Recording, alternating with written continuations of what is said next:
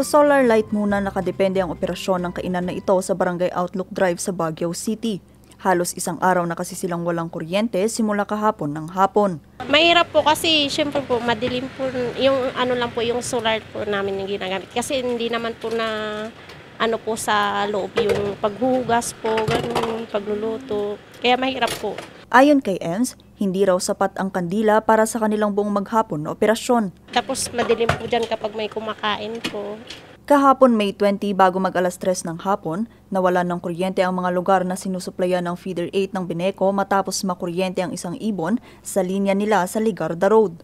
Nagpatagal pa sa pagpapanumbalik ng kuryente ang pagtama ng kidlat sa substation ng Bineco sa North Sanitary Camp pasado alas 6 ng gabi. Dahil dito, tuluyan nang nawalan ng kuryente ang mga lugar na sinusuplayan ng Feeder 7, 8, 9 at 10 sa halos 52 barangay sa Baguio City at halos 34 na barangay naman sa Benguet. Ang mga feeder kasi ang nagdi-distribute ng kuryente sa mga consumers mula sa mga substations. By 6:30 yun na yung ating na-experience kasi na-monitor nila lightning strike at saka yung strong rains, di ba, kahapon? So along our lines, yun yung nakita. And then we also received yung mga reports din ng mga na electrocute na mga birds. So it was compounded. Yung parang kumbaga nagsama-sama ngay yung ganyan. So ang mainly affected diyan na feeder natin, ay na substation natin, ito yung North Sanitary Camp substation natin. Naibalik naman kaninang alauna ng madaling araw ang supply ng kuryente sa mga barangay na sakop ng Feeder 7 at 10. Pero kaninang alas 10 ng umaga, muling nagpatupad ng emergency power interruption ng Bineco para bigyang daan ang technical maintenance ng substation sa North Sanitary Camp. Dahil dito muling nawalan ng kuryente ang mga lugar na konektado sa Feeder 7 at 10. Patuloy pa rin ang pagsasaayos ng substation.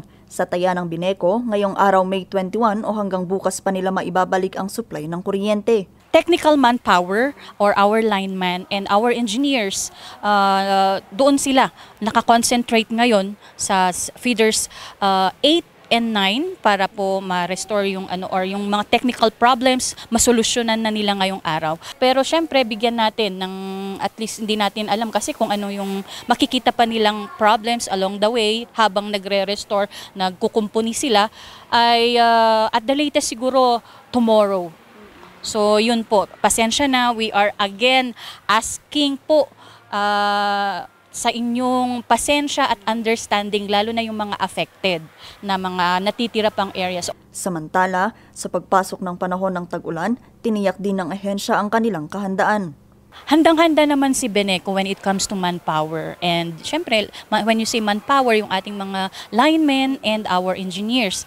Yun nga lang, syempre, katulad po nitong pangyayaring ito, force majeure po siya, hindi naman natin mapepredict kung saan at kailan and how often yung pag lightning strike, yung, di ba? So, tsaka yung mga pagdapo ng mga birds. Although, kasama din po sa ating improvement sa ating distribution system, meron na rin po tayong nilalagay na mga coated na mga wires. Vanessa Bugtong para sa Luzon Headlines.